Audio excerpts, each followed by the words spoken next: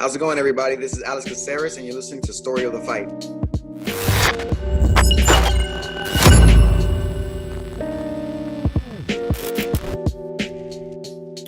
Good morning or afternoon if you're in the East Coast. If you're in Europe, it's even later. Yeah. How's everybody doing? My name's Romero. That's my boy Will. And this is Story of the Fight, where we talk about all things mixed martial arts, boxing, a bunch of other stuff. I mean, I guess boxing is in mixed martial arts. You know what I mean? Combat sports. That's the best way to put it. It is part of it. Anything you going on with you, Will? Got my booster shot last night. You know, dang, all arms real up. Sore. Ooh, all boosted up. Watched some fights last night, dude. I like them when they start early. So do I. Like I said, it gives me an opportunity to get home, you know, and then I can just go back and watch the fights at my speed. Screw all those ads in the middle, UFC. Yeah, fuck the ads. I get to just fast forward and just watch all the action. So I love it because I'm able to go through so many more fights a lot faster. I think it took me like 3 hours. Yeah, and it's not super late. Even if you're watching it live, you're not staying up super late, and you're like, it kind of just takes the whole day. But when it's early like this, you just kind of watch it. It's done. Then you can go do whatever you want to do after. Yeah, that's what I'm. Oh well, in your time in the past, it starts at what, 1? It started at 1. Yes. It's perfect. Rich the casual coming through with the message says, "Move past the old man talk." So apparently, us liking the early stuff is old man talk. Early. Gotta make sure I get at least 8 hours. Yeah, but yes, we have a lot of fights to cover. Thanks, Rich, for making us feel old. We'll go ahead and get started talking about UFC Vegas 49, Islam Makhachev versus Bobby Green. Bobby Green taking this on short notice, right? Yeah, what, 12 days or something like that? 12 days. It was supposed to be, who was it? RDA? No, Dariush. I'm sorry, Dariush. Benil Dariush. Foot injury? I think he broke his ankle. I think it got caught in the cage, in between the cage and the mat. RDA was the previous week, right? RDA was supposed to fight Fiziev. That got rebooked. Getting them all mixed up. But we'll start off with Islam Makhachev versus Bobby Green. I know that's your boy, Will. Bobby Green. Yeah, always has been. You know, ever since Strikeforce. Look, this is one of those fights where, like, the path to victory is technically there, right? Like, Bobby Green, his footwork's good. He's elusive. He hits you with straight shots, so he's not leaving himself exposed after he throws, right? But also on 12 days notice, also it's just Islam is just so far and away above everybody right now. Like, he's the future champ. Him versus Oliveira is going to be nuts. I know Oliveira's fighting Gaethje, right? Oliveira's fighting Gaethje. I believe that's in May. So, I mean, Makhachev versus Gaethje or Oliveira. If I'm Islam, I'm just waiting. Oh, yeah, and he said it at the end of the fight too, right? So we'll talk about the fight here. In the beginning, I feel like, well, first off, Bobby Green walking out to hit him up by Tupac. Yeah, it was great. Ooh, man, had me going. He's all yelling shit. At the Apex, you can hear everything. I'm all dancing on my couch, you know what I mean? Feeling all gangster along with Bobby Green. Yeah. And then, so the fight gets started, and I call it the Makhachev effect because Bobby Green's somebody that's active right away in the beginning, starts throwing hands, and this time he's a lot more tentative, trying to avoid the takedown, trying to avoid, closing the distance. Yeah. But there's only so much you could do against Islam Makhachev. And he defended some takedowns. He did. Defended some takedowns. He did. Islam does the same thing that Fedor used to do, where like they called, at least with Fedor, they called it the casting punch. Can you go back to that other picture real quick, Rich? Yeah, called the casting punch, right? Fedor would do it all the time, where he'd swing these crazy overhands, right? That look so wild, but really, the idea is to create like a clash where they can clinch. So they throw the wild overhand. They're really not trying to land it. It's a casting punch, right? It's like a fishing like right, and eventually he started throwing that on Bobby, and Bobby was able to shell it. They'd kind of clinch a little bit, and he'd be able to scuff him off, right? But eventually, Islam is just so good at, and the craziest part of it is the timing of Islam of when he shoots isn't just perfect in regards to like who he's fighting and what they're throwing or where their feet are, but he also corrals them into his corner. Have you noticed that? Every single fight, he corrals them into his corner, then he shoots. And you're so worried about the takedown that you're not paying attention, that you're just being funneled into his coaches, Javier Mendez and Khabib, like, and then he takes you down, and then it's basically a wrap. And you brought up a really good point that casting punch is what ended up turning into a clash where he tried to get that Muay Thai grip on Bobby Green. Bobby Green's like shoving off of him, and when he shoves off of him, the wizard goes in immediately. And that's what he does. He tries to get at least he tries to get at least one overhook.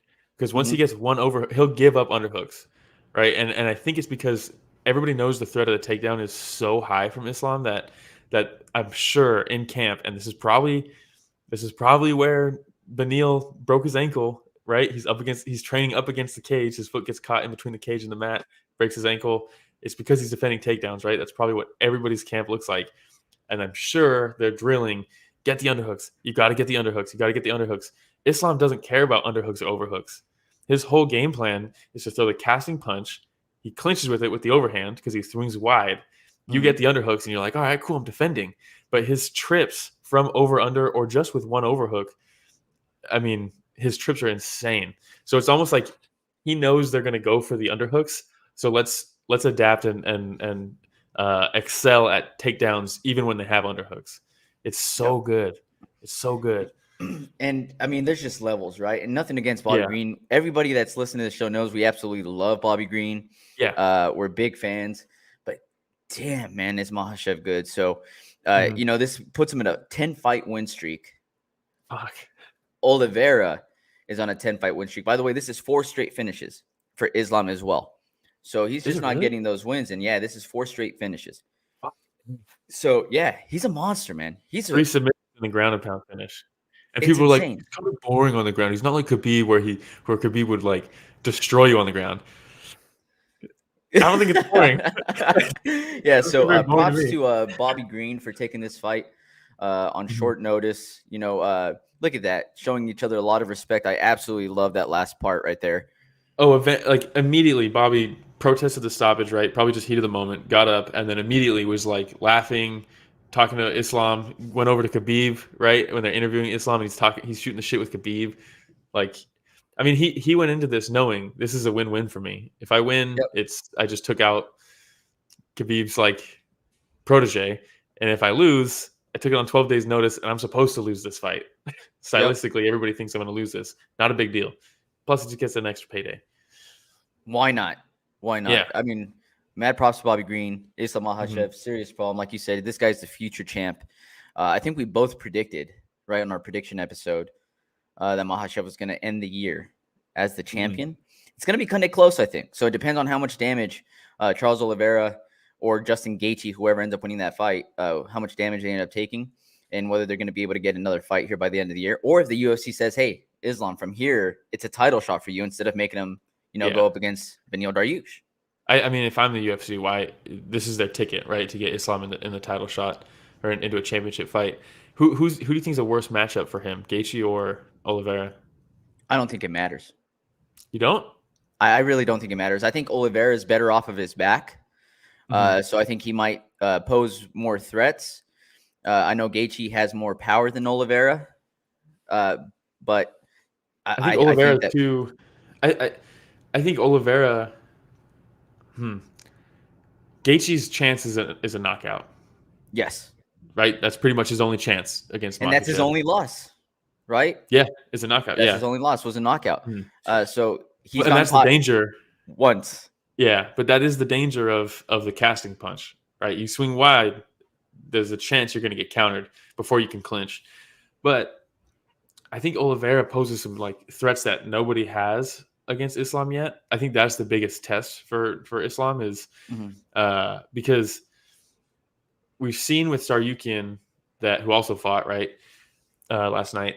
We've seen that people can survive on the ground with him, right? I think Moises lasted a decent amount of time too before getting rear naked choke. But if Tsarukyan, and obviously MMA math, right? But Oliveira is so good on the ground that I don't think Islam's going to finish him on the ground quickly. It's not going to be like the Hooker fight. It's not going to be like this fight. He's going to defend much better on the ground.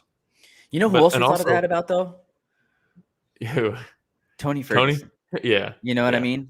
And come on, Oliveira versus Ferguson. I mean, Oliveira's got the most submissions in UFC history. No, I get it. But like, I think about Oliveira, and I think to myself, like, you don't think that Makhachev has seen just the highest level of grappling? Oh yeah, of course, during practice. Yeah, you know what I mean. So like, it makes me wonder. Like, I think Oliveira poses more threats on the ground, but is it anything that he hasn't seen before?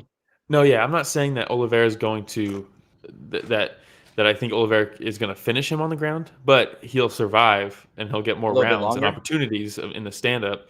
And Islam's takedowns are usually from the clinch, right? It's not like he's shooting crazy power double legs across the cage like Jailton Amida or some of these other guys. But Oliveira in the clinch is fucking dangerous. The knees that he throws to the body, like he is the elbows dangerous when he exits. In the clinch. Yeah, like watch the Dustin Poirier fight, how he kind of just bullied him in the clinch, right, with those knees to the body. And like if he can survive the ground exchanges, because Islam will take him down, if he can just survive and just do as much damage maybe to the body, I don't know. But I see, man, that's the fight. Yeah. I like Gaethje, and it would be cool to see Gaethje as a champ. I'm excited about the Oliveira Gaethje fight. But if I had to pick one of the two to watch, I would rather see Makhachev versus Oliveira. They're both on 10-fight win streaks right now. Yeah, Oliveira and Makhachev both on 10-fight win streaks. Yeah. I mean, what a fight. It's pretty crazy. But if Gaethje wins and they do Makhachev versus Gaethje, it's like, oh, Gaethje can maybe get a little bit of redemption for the loss to Khabib, right? That's probably what they'll try to like spin it as. It probably ends the same way. Yeah, probably. You know what because I mean? Gaethje's going to be swinging. Gaethje's not a straight puncher, you know? And like if you're going to beat Islam on the feet, you got to be a straight puncher and beat him before he can get that overhook off the casting punching.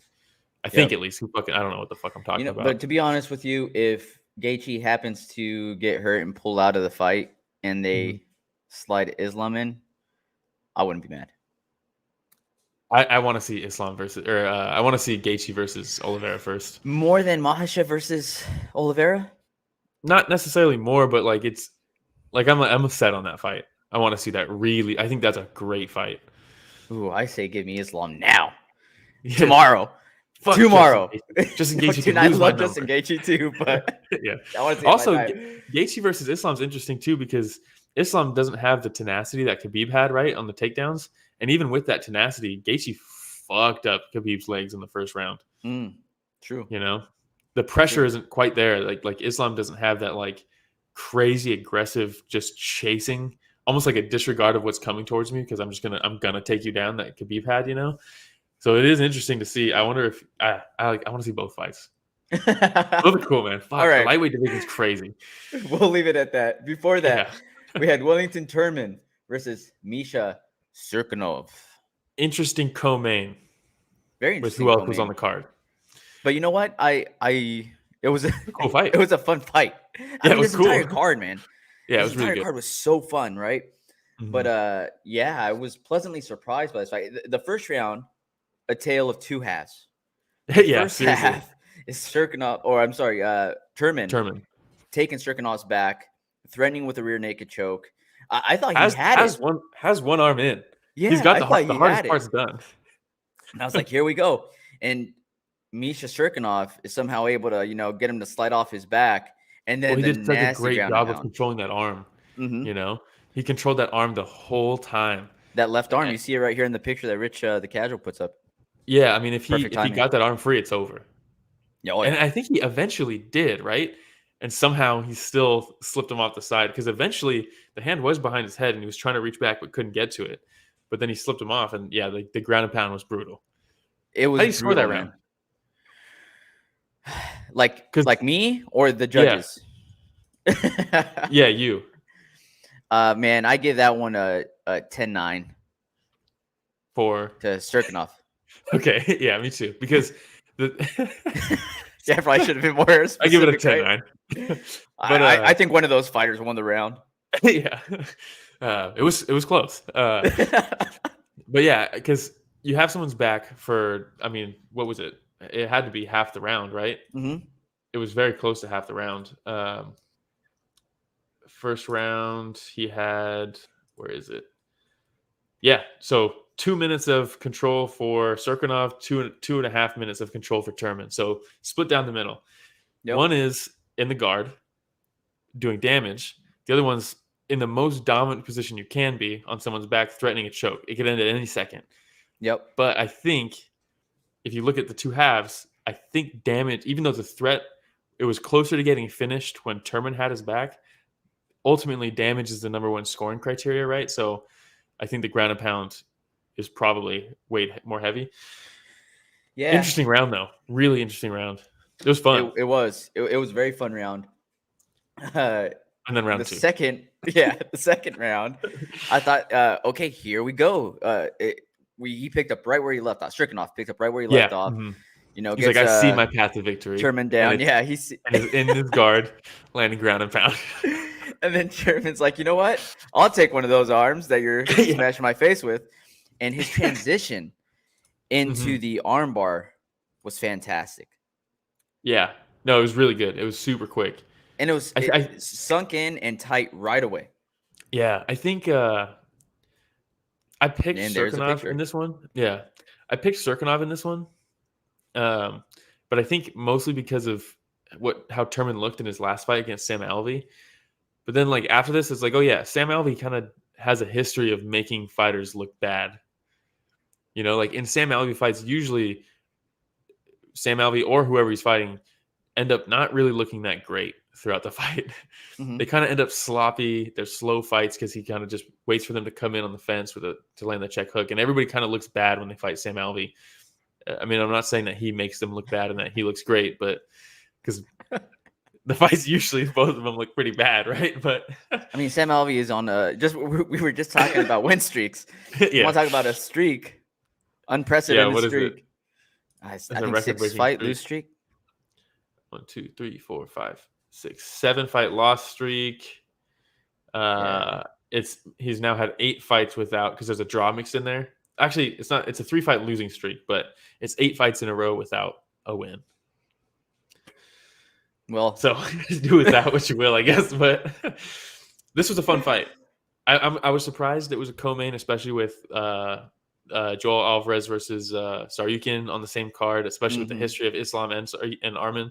So I thought that was going to be the co-main, but this actually was much better than I thought it was going to be. It was, but no, I see where you're coming from, because let's give Tsarukyan a little bit more shine. Because there's some folks that just tune in for the last few fights, and you think that you want to put Tsarukyan there to get more eyes. But hey, what do I know? You know what I mean? But I'm just a part owner of the company. I mean, yeah. Thanks a lot, Endeavor. Before that, we had Priscilla Cachoeira. I love that name. Yeah. That's an awesome name. It's a great name. Yeon Kim. Yeah. This was a great fight. Dude, it was such an entertaining fight.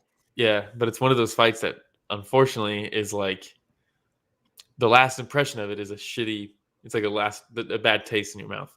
You know what? I rewatched this fight. Okay. I rewatched this fight. You're about to say. No. It was a very close fight. It was a very close fight. I still edge it out to Kim with a first in the 3rd round. Okay. But I could see how the first round, depending on what you're really looking at, because Cachoeira landed some heavy shots that first round. So I don't know. It's really close. Looking at the numbers, though, it's crazy. Yeah, but I don't think the judges have those numbers. That's the thing, right? They don't. But like, even watching it, you could tell that. I mean, it was from the TV. We could tell. True, but they got screens. Man, I don't know. It's just it's tough. I think they have screens, like right? Do they have screens? I don't know. I don't think they do. But for me, watching it, it was like, man, just shot after shot after shot after shot that Kim was landing. I mean, I know they don't have access, but looking at the numbers, you have 31-18 in the first round. With Cachoeira did take her down, but had 6 seconds of top control. Does that overtake being doubled up on strikes? Not to me. Second round, 54-32 in favor of Kim. Third round, 85-52. The third round was crazy. Mm-hmm. Dude, when she started landing the elbows on Kim, it was like she was missing with the hands, and then she landed the first elbow and was like, oh, I don't need to throw these looping punches. I'm going to keep landing this elbow. And then she's just holding the side of her head and is just elbowing through her face. Yep. That was crazy. Oh, that's what it was. Like first and second rounds to Kim. Third round to Cachoeira. Third round is close for me. I don't know. I would have to rewatch it, but it seemed like Cachoeira did. 85 strikes landed for Kim, but I think the damage was for Cachoeira in that third round. Yeah. But that's the thing. When you take a look at the first round, because Kim was peppering her with shots. Yeah. But Cachoeira was landing some heavy shots. And She so, was, and like I'm saying, look, dude, I still edged it out to Kim, but I'm like trying to put myself in Adelaide Bird's shoes. Which is who it was. There. Yeah, I saw her on the side. It was her and Sal D'Amato. Oh, the best combo. On the same fight. And I was thinking, like, trying to put myself in their shoes. I'm like, well, if I'm sitting there and, like, I hear the impact of those shots, and I see that she's creating more damage in a sense. Yeah. Like, she split her open. Maybe they edged it out for her there. I don't know, where they gave her the first and third round. I still had the first and second for Kim, though. Second was a clear one for Kim. Clear. Yeah. Dude, the clearest round, I thought. Landing some heavy shots. Yeah. On Cachoeira that second round. Yeah, I thought that was the clearest round. Even though the third Cachoeira was doing the crazy damage with the elbows and was like landing bombs, there was still a couple times where Kim like had her rocked. I think she rocked her like 3 times in that third round. So like visibly the damage was definitely on Cachoeira's side, but like she was getting lit up. 85 strikes in the third? That's crazy. Now she went from 31 to 54 to 85. Yeah. That's wild. That is wild. It was such a fun fight though. This was I saw people saying like this is probably the most violent women's MMA fight I've ever seen. Next to Joanna versus Zhang Weili, right? Yeah. And probably this was a war, dude. This was crazy. It was a lot of fun to watch. Props to Cachoeira because Kim was doing a very good job that second round of throwing that right and slipping to the left and then circling out to the left. So in that third round, whenever she throw that right, she'd come in with that right elbow as she's going down and circling and kept on catching her. And then, like you said, she was holding her face up against the cage. And I don't know if exhaustion hit Kim at a certain point because she would grab her face and Kim would like look at the elbow like, is that coming at me? Yeah.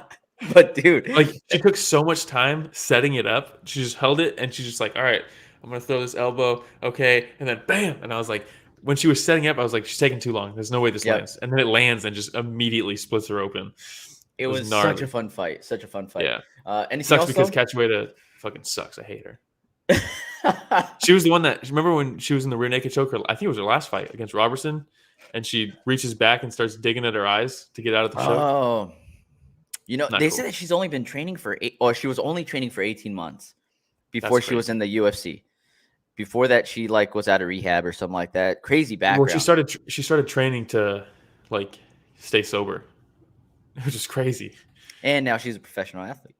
Yeah, hopefully sober. Hopefully sober. We don't know. Yeah. Hey, but you know what? Some of the best fighters out there ain't. Look at John Jones. You know what I mean? Yeah. So yeah, it brings out the best in them. All right. Before that, we have Tsarukyan versus Alvarez. Holy shit. Okay, first of all, some context. all natty? Yeah, I think so. You think so? I think so. This guy, like if you were to draw out the perfect male physique, you have Tsarukyan. Yeah, he looks like a superhero. He looks like he really does. Yeah. And this picture right here of the face-off, you see Alvarez, he's standing, I think, 6'3", which is enormous for that weight class. Missed weight his last 2 fights. Yes. Might be time to move up. He made it here and probably, probably move up. That's about all he did was make the weight for this fight. No disrespect. Yes. But. No, none at all. Because he is he's a great striker. Mm-hmm. You know, he's shown that he has the ability to mix it up. His last couple fights were pretty exciting. I mean, his win over Thiago Moises is really good. It was very impressive. Yeah. Tsarukyan's just a different animal, man. I know a lot of people were like, the height, the range, all this stuff is going to be a problem. And Tsarukyan was like, oh, I'll just take him down and just negate that completely. And, dude, his ground and pound, like Cachoeira, who's just holding it and is measuring and then throws the elbow, his ground and pound is so measured. It's like waiting for an opening. All right, he's open. Bam. And that elbow that he landed right before this on the bridge of the nose that split him open, immediately it's pouring out of his face. There was a couple times where he would hit him, and it looked like the mat looked like he just got shot in the side of the head, and like blood sprayed off the side when he got hit. It was crazy.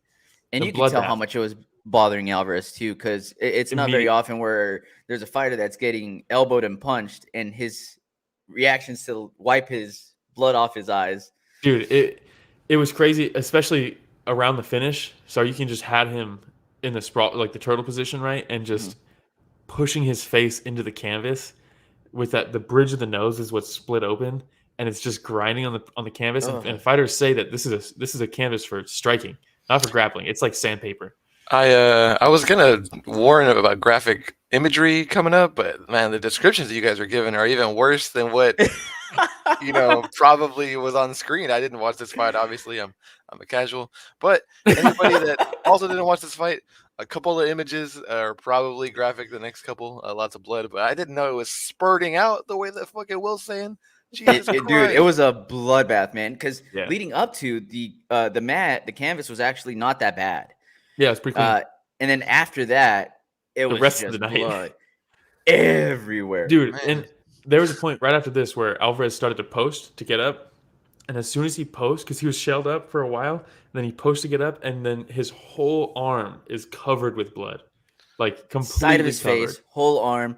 You ever watch The Red Wedding on Game of Thrones? Yeah. This was it, dude. This was it. This was it. You watch those pictures, Rich?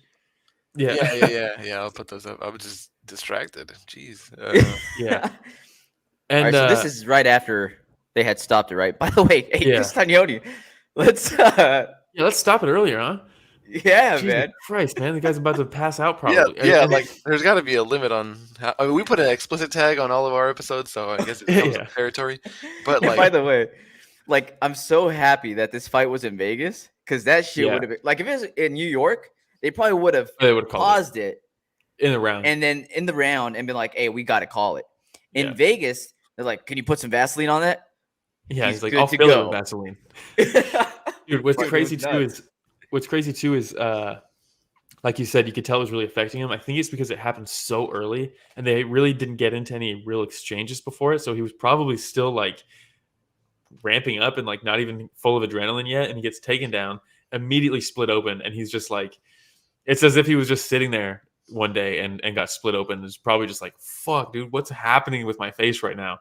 Because it was so early and they were both so fresh.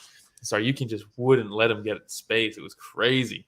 And blood doesn't regenerate in your body that fast. Like, I guess, if you lose a quart of blood and you're dead, right? It's like a quart. Honestly, he lost a lot. I've never Googled that before, but I'm telling you right now, he was probably woozy afterwards. Bro, you could tell he was woozy in between rounds. You could, right? You could tell it really affected him. And I mean, obviously, it would affect me too. But I mean, this was crazy because there's a lot of people who thought Alvarez was going to win this fight, and it was so one-sided. Alvarez is like this next big prospect. He's massive for the division. He's smashing everybody with his striking. Tsarukyan just comes out, takes him down easily, splits him open, and then just beats the fuck out of him until they stop it. That's a good way to That's what it was. it. Tsarukyan, I cannot wait to see Tsarukyan versus Islam again. Cannot wait to see it. I was gonna say this is his 5-fight win streak for Tsarukyan. Before that, his only loss to Islam Makhachev, and it was close. Dude, it was a close fight. Is an absolute monster. I mean, he was offered the fight to fight Islam on this card. When Dariush pulled out, they offered it to Tsarukyan, and he said nope. I need more time for that. Smart. And I respect him because right now he is gaining so much experience. I mean, he is I hate when everybody's nowadays the phrase is, this guy's a problem. He's a problem. Dude, this guy, him and Islam are I think in the they're next legitimate few years, problems. in the next few years, they're 1 and 2, I think. Oh yeah, for sure. And this might be one of those where maybe trilogy, later on down the road. We just don't know. But if Armen wins, which he really can, I mean, dude, obviously they fought before. It was a close fight, and both of them have grown since then. Islam, I think, is on another level from when they first fought, but Tsarukyan is also continuing to improve. And the fact that he's taking this measured approach and he's not just jumping straight up, I mean, but by the time they fight again, they're going to be completely different guys, I think. So let me ask you this: who's next for Tsarukyan? Oh, so let's take a look at who's in front of him right now. You have Matus, he still wasn't ranked. Rafael. Oh, he was. Okay, 13. No, he was 13. Yeah, 13. Gregory Gillespie. Oh, that'd be a fun one. You know what? Fuck it. Let's just throw Connor at him. So okay, but who's booked? Who's booked in front of him? I don't think Gamrot is, right. Fazeev is fighting RDA. Gillespie's free, I think. Connor's fucking on a bender.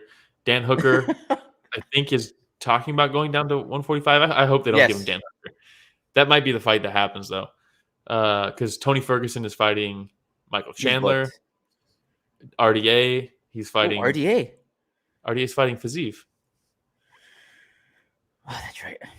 Maybe he fights the loser of that fight. They're fighting so close together. Maybe he takes on the loser of Fazeev versus RDA.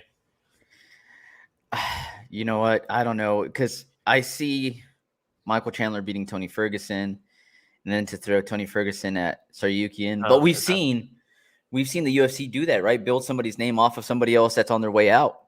Yeah, but fuck, man. They already did that with Dariush. They're trying to do that with Chandler. Do we really do that many times in a row to somebody? Like, Jesus Christ. It depends on who you ask. Yes, yeah. Dana, he says yes. Absolutely. If I'm Tsarukyan, though, I'm going up. And maybe I say he's either going to fight Dan Hooker, the loser of RDA versus Fazeev, or if Islam's just going to jump over Dariush, which I think he probably should, maybe you just give him Dariush. But then it's off to the races. If he fights Dariush, Dariush has a 3 next to his name now. So yep. I don't know if he wants to jump that high. Richard Casual points out the fact that we never said thanks to the Just Bleed gods, for that last fight. Dude. So, well, for both of them, this one and the Kim fight. Yeah, Saint Tanyoni coming through and helping us out. Yeah. All right, man. But really looking forward to whoever Tsarukyan fights next. Yeah, and I hope Alvarez goes to welterweight. Yeah, we've seen a lot of those fighters that struggle in making weight. And he's shown that he struggles. Yeah, move up and then just be a totally different fighter in a good way. Poirier, Whitaker, yeah, it happens all the time. Yeah, Rumble Johnson, that guy moved up like 20 weight classes. Yeah. So all right, before that we had Armen Petrosyan versus Gregory Rodrigues. I'm high on Petrosyan. Are you? I'm very high on him. By the way, look at this face-off. Did you notice Rodrigues' belly?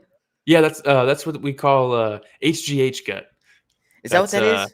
That's when you're ripped because you're on a bunch of hormones. But the problem with HGH is your organs grow too. So you'll have abs and then you'll with a beer belly. The way that he's standing Chuck Liddell there. had it back in the day. Did you ever watch Step Brothers? When they first meet each other, they're standing across from each other, and they're standing all awkwardly. That's Rodrigues in this picture. I know. Look at him. That's hilarious. But yeah, I mean, this one, this was a close fight. I thought this probably should have been fight of the night, if I'm being honest. The Kim Cachoeira one got it, and come on. That deserves it too, right? It's one of the two. I thought those were the best 2 fights on the card. But this fight was fucking awesome. Both guys were hurting each other over and over again. And that third round was crazy. The third round, RoboCop drops him or hurts him real bad, takes him down, takes his back. Almost, he gets him in the banana split almost. and then Petrosyan gets up and just starts lighting him up again. Like, Jesus Christ. Petrosyan's work ethic is crazy. I just realized that I forgot to give Kim some props too, because she could have very easily gone in there and just tried to outscore Cachoeira. Oh, yeah. And she went to war. So I just want to call that out. She dug deep. Props to her. She dug deep. But this was a fun fight. I mean, I'm probably not as high on Petrosyan as you are. Oh. Yeah. It's just I feel like this is a middleweight, right? This is his UFC debut, by the way. Which is legit, right? Yeah. But for me, I just felt like he took a little too much damage, and I'm trying to picture him, going up against some of the other middleweights, and maybe he was just trying to put on the show for his UFC debut. Well, don't forget that everybody, other than Michael Chandler and Justin Gaethje, and even Justin Gaethje did, everybody struggles and doesn't look themselves in their debut in the UFC. That's very true. It's so hard to look like yourself. You have the debut, the adrenaline dump. Yep. I mean, and this is a tough debut, man. RoboCop is no joke. Did you see him on the Contender Series, Petrosyan? No, I didn't. Dude, he gets taken down a couple times. He's defending against the cage. Eventually gets off the cage. And remember when at the end of Lawler versus Hendricks, the second one, when Hendricks is like just deep on the double leg and he's just sitting there and it's like stalling out the clock, and Robbie's like, I need to fucking finish. There's 30 seconds left. They break off, and he just goes hard. It wasn't to the level of savagery as that, but as soon as he created the space and got off the fence, he just went to war, dude. He went to work, like he's like, I have the space now. I need to make the most of it. Dude, his hands are so fast. And this one, you could tell because of the power on the other side, the game plan was take his legs out, take away the power.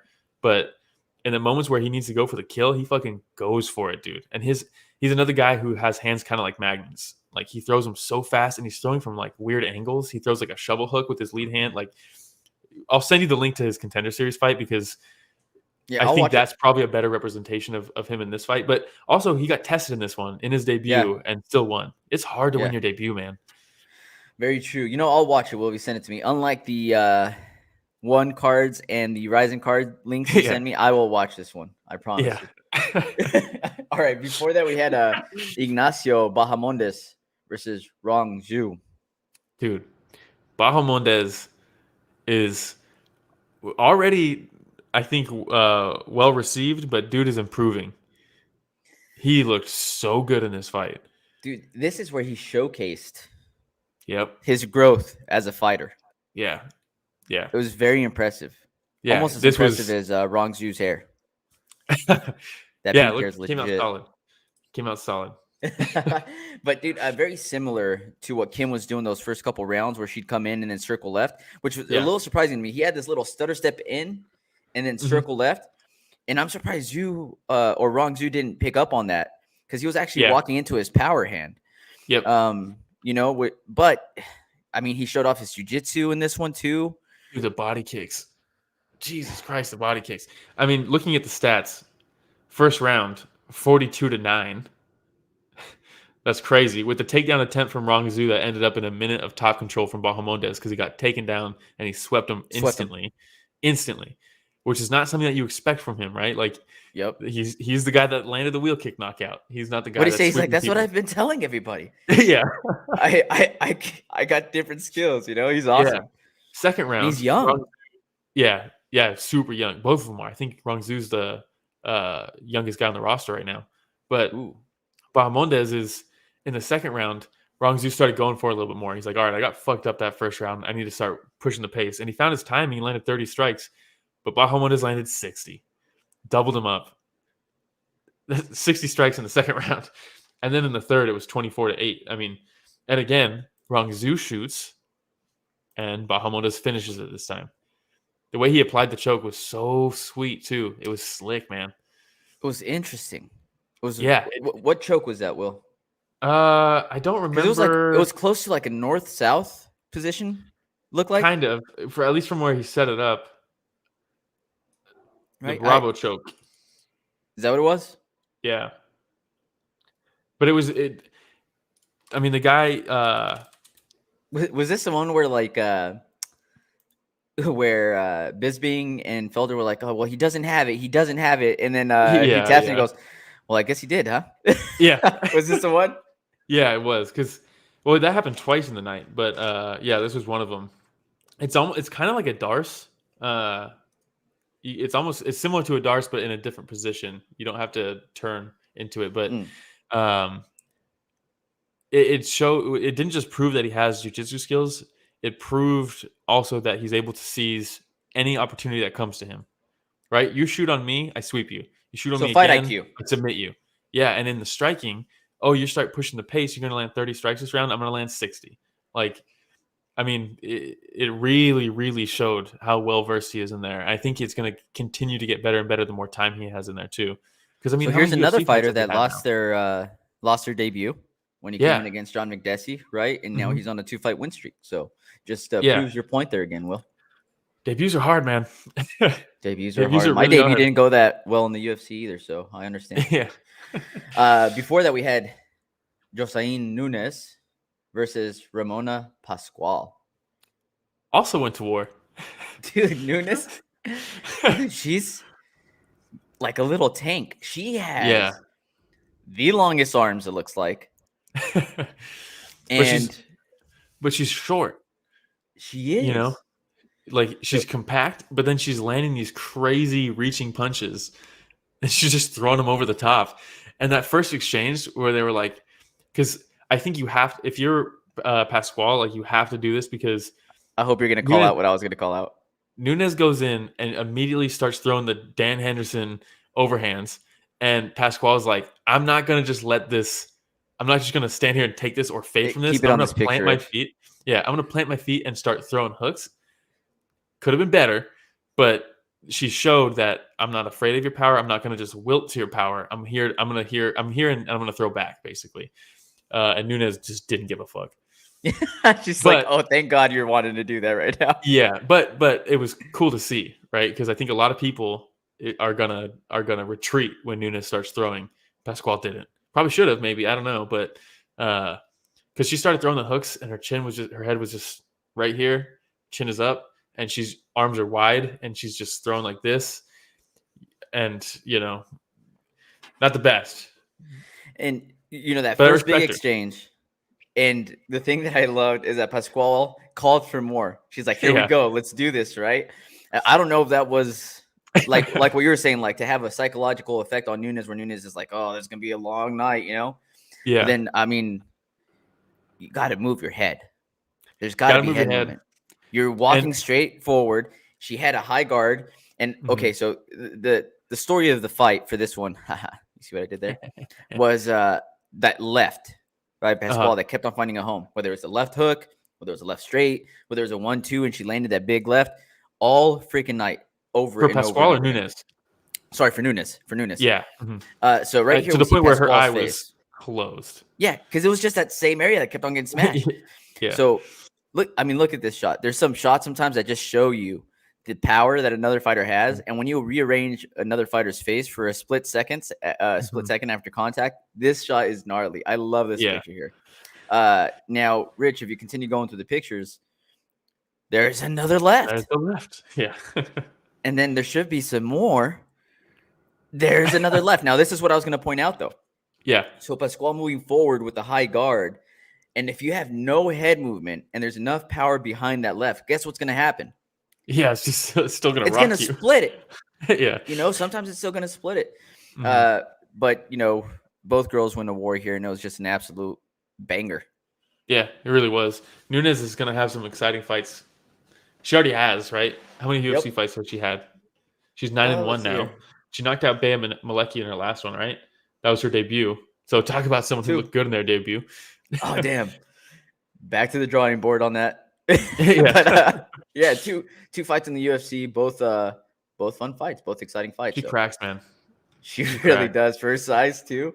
And they're like, she has the frame of somebody that might fight in 125. Here we are at 145. Yeah. Cracking. So how about this? Keep on doing your thing, girl. Her only loss was in 2013 against Talia Santos, who is on a 4-fight winning streak in the UFC right now. Not bad. A decade ago almost, That's what I'm saying. Like that's crazy. That's your one loss. It was not only was it in 2013, it was against someone who is having success in the UFC. That's God, this is why you have to watch these cards. This is why you have to watch these cards. I'm telling you, man.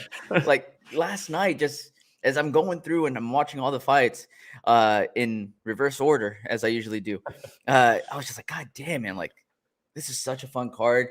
We're gonna like these fighters that we're talking about right now are going to be top 10, top 5 contenders in a year, 2 years from now. And you wish you would have seen their ascension, you know? Yeah, you're going to be going back and being like, oh, what was their run to a title? Now, I'm not saying Nunes is going to get a title shot, but it could happen, right? But someone like Tsarukyan, all of a sudden he's going to burst on the scene. They're still not putting him in co-main events. It's crazy to me. But you're going to go back and watch. What was his run up to fighting for the title like? And you're going to see the fights like Joel Alvarez where he's splitting him open. And it turns into a bloodbath. You're going to see it in highlights and you'll be like, oh, I don't remember that. Well, that's because you didn't watch it. And that's because you're like, oh my God, there's no giant names on the main event, so I'm not going to tune into this. Yeah, that's you with Ryzen. I don't recognize any of the names on this card. I'm not going to watch it. You know what, though? Like, when you tell me, like, when you're like, dude, I'm telling you, Yidri Prohaska is legit. And then like, I'll be like, okay, you know, like, let me go through and watch some of these fights. Yeah. When you tell me about Manel Cap, I'll go through and I'll watch some of the fights. So I wait for you to be like, hey, look at this guy. And I'm like, wait. All right. They got this Brazilian dude who's I'm not going to go into it. I'll tell you after. I don't need to go on a Ryzen rant again. Oh, that's hilarious. All right.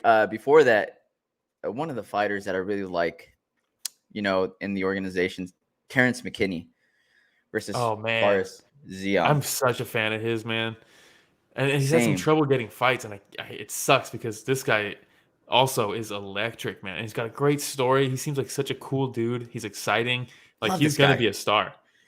I love it. I love how open he is about his past too. Mm-hmm. And it really makes you like just relate to this guy.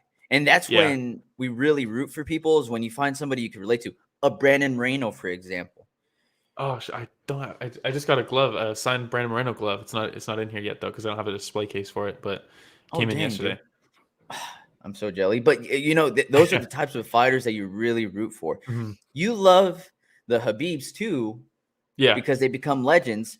But the fighters that go through trials and tribulations, not just in the fight game, but in life. And then you see what they're doing now. It's like, come on, like you just want these people to win and to succeed. And for me, Terrance McKinney is one of those guys, right? So, and it helps that his fights are very exciting. You know? Oh yeah. Because you can have all that, and I'll root for you every single time, and I'll be bummed every time you lose.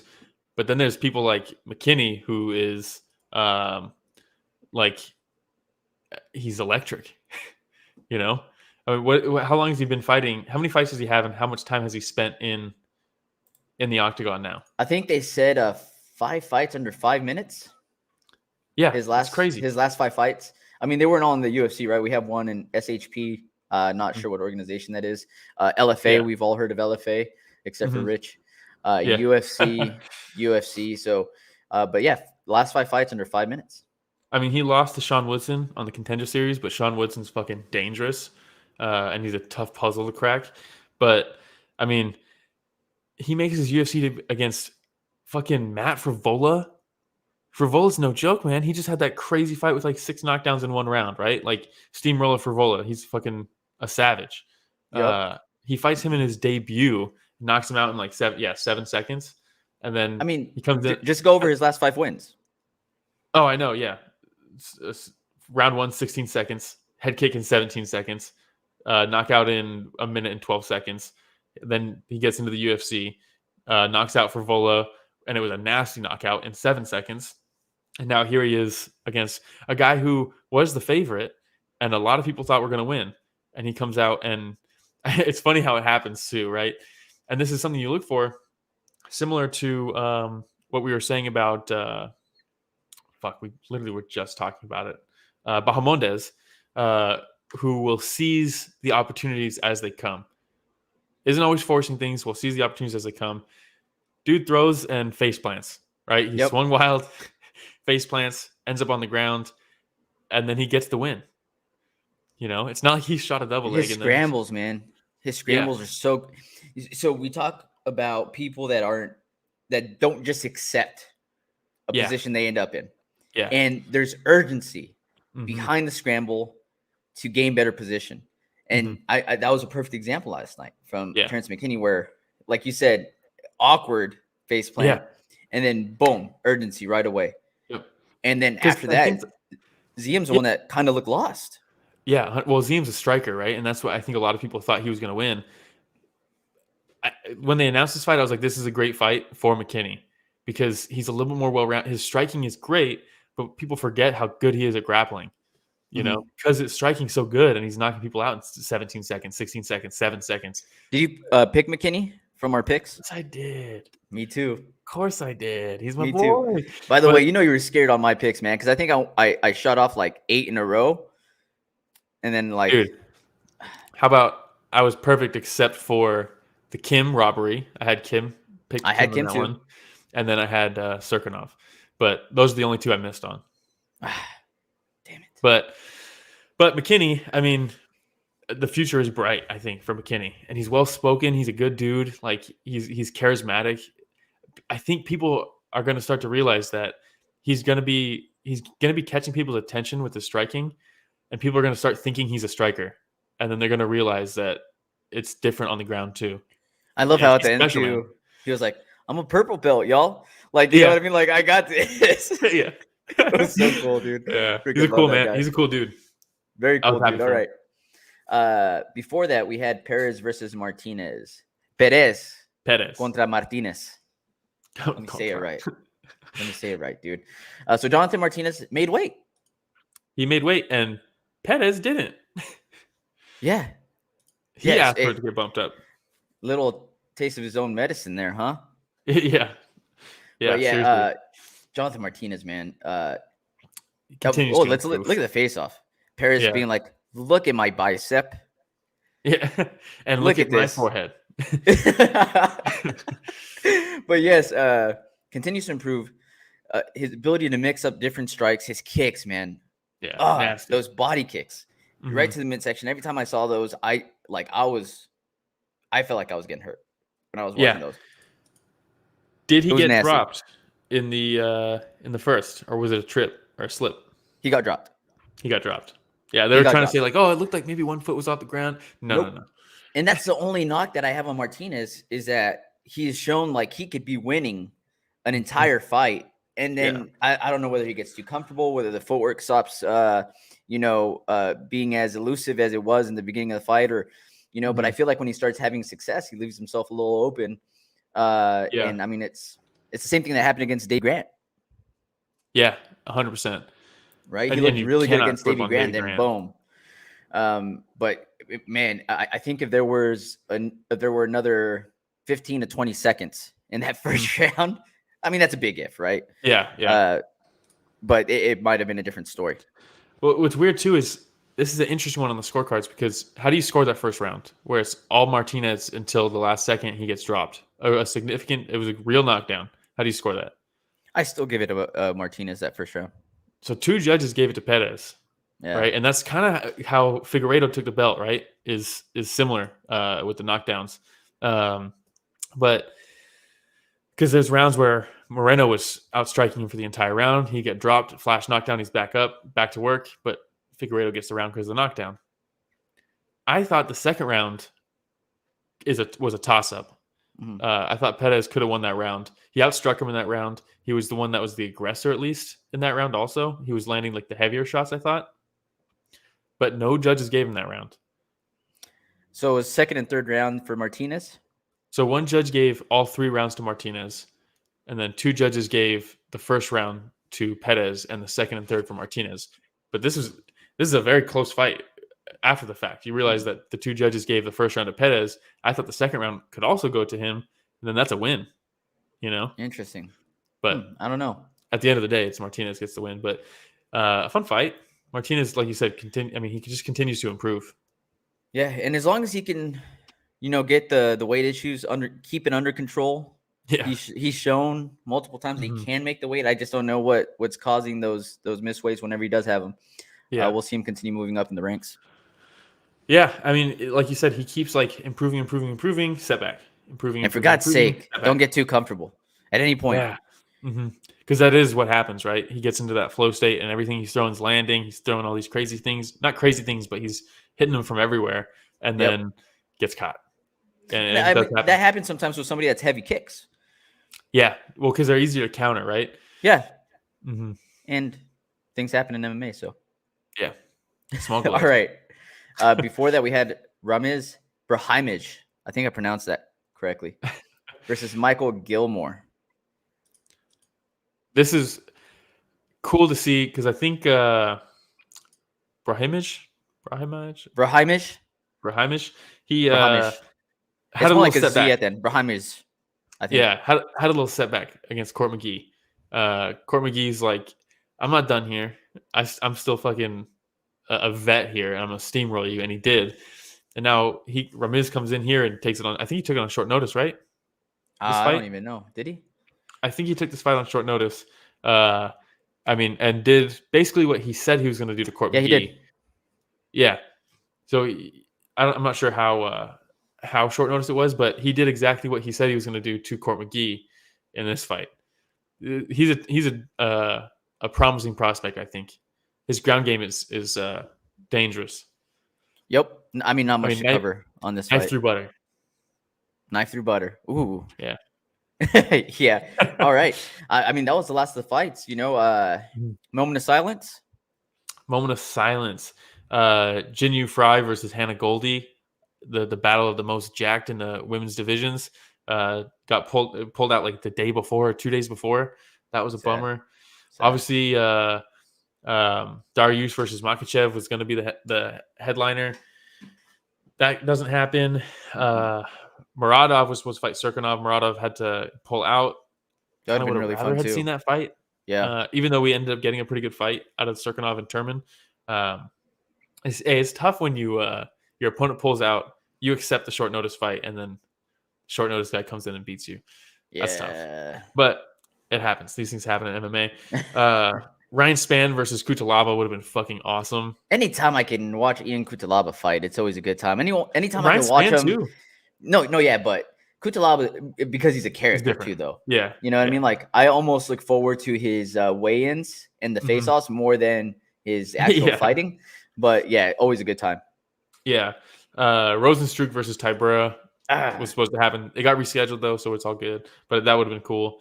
Wu Yanan versus Nunes was supposed to be the original. Yanan tore her MCL. That's nasty. Yeah, Johnny Parsons versus Michael Gilmore. That's who pulled out. Parsons withdrew. Ramirez steps in, knife through butter. But that's it. That's all the fights that got canceled. And then performance bonuses? Yeah.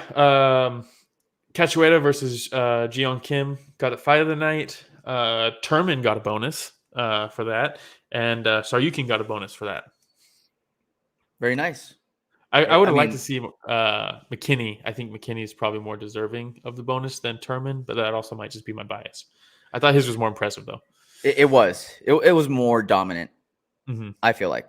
But but the way that he transitioned into that armbar while he was getting his ass beat was pretty cool, too. You know what I mean? This is one of those cards that you could have had more than 3 bonuses.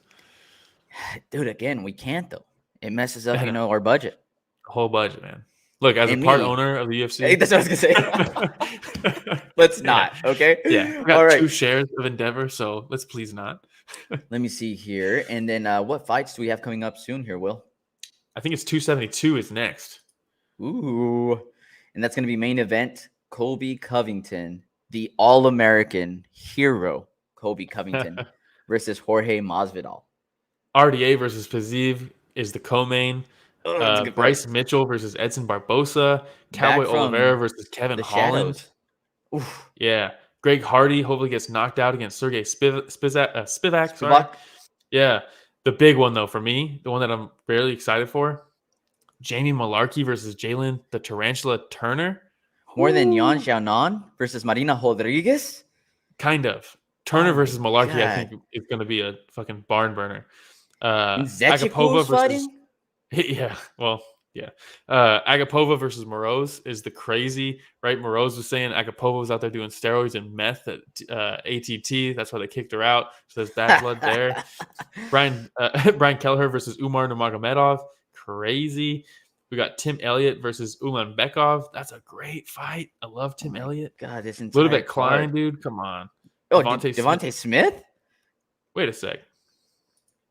Oleg Zajac? Dude, this entire card is so good. Is that not? What? Oh, dude, you didn't see Ghost Pepper? How did we miss Ghost Pepper pull out? I didn't even see that. You didn't see that news? Shout out to our homie and Story of the Fight alum. Man. Yeah, he had to pull out due to injury, unfortunately. Bummer. He'll be back. Yeah. I know. Definitely a bummer. We were looking forward to seeing our boy Ghost Pepper out on here, but he'll be back. For sure. Damn. 100%. I know. Dustin Jacoby versus Oleg Zajac is going to be fucking crazy, too. Absolutely, dude. I mean, this entire card, though, man. You can't miss this card. Yeah. From top to bottom, it's just absolutely stacked. Yeah. Whew. Sterling versus Aljamain. Now let me ask you this though. Sterling versus Yeon was supposed to be on this card too. Are you gonna buy it? Hell no. Hey, if Ghost Pepper was on it, yeah. But dude, you wouldn't even have to pay for that part, I don't think. Doesn't matter. Support the boy. There we go. That's it. You know, I did want to give a quick shout out, Will, because we talk a lot of different things, mixed martial arts, combat sports in general, right? Yeah. And I wanted to give a shout out to a couple special brothers, Vitaly and Vladimir Klitschko. Now fucking we're talking legends, bro. A couple of heavyweight champions, right? Now I know Vladimir, he didn't retire a champion, did he? No. Vitaly though retired at the age of 41, still doing his damn thing with WBC belt. Okay. Yeah. Multi-millionaires. Yeah. Could decide to be anywhere in the world right now. And instead, those boys right there, your boys, are suiting up to fight in the war against Not Russia. just that. In the capital. I mean, Vitaly's the mayor of Kyiv, right? And yeah, it's fucking crazy. It's crazy seeing war updates from a Klitschko brother. It's crazy. It's insane, man. But again, these guys, they don't have to do that. No, they could have bounced when it first started looking like this might go down a month ago. They could have been gone. They could have hopped on their private fucking jets and just said, see ya. Hope all goes well. You know what I mean? I'll be back when all the dust settles. And instead, they start training. They suit up. They're in the trenches with their people, man. They're just built different. You know what I mean? And dude, you imagine I don't want to get political. Like that's not our show, nothing like that. Still crazy. Yeah, politics aside. But when we're talking about a couple of combat sports legends in the ring and now outside of the ring, just going to go down in history. Yeah, it's crazy because legends. Imagine you're a Russian soldier, right? And you're like storming the capital, and and things get like close quarters. You break into a building and and it's just Vladimir Klitschko. That's crazy, man. What was the name of the Arizona Cardinals player? Do you remember that got offered? Yeah, that got offered a multi-million-dollar contract, and instead decides to enlist in Pat Tillman.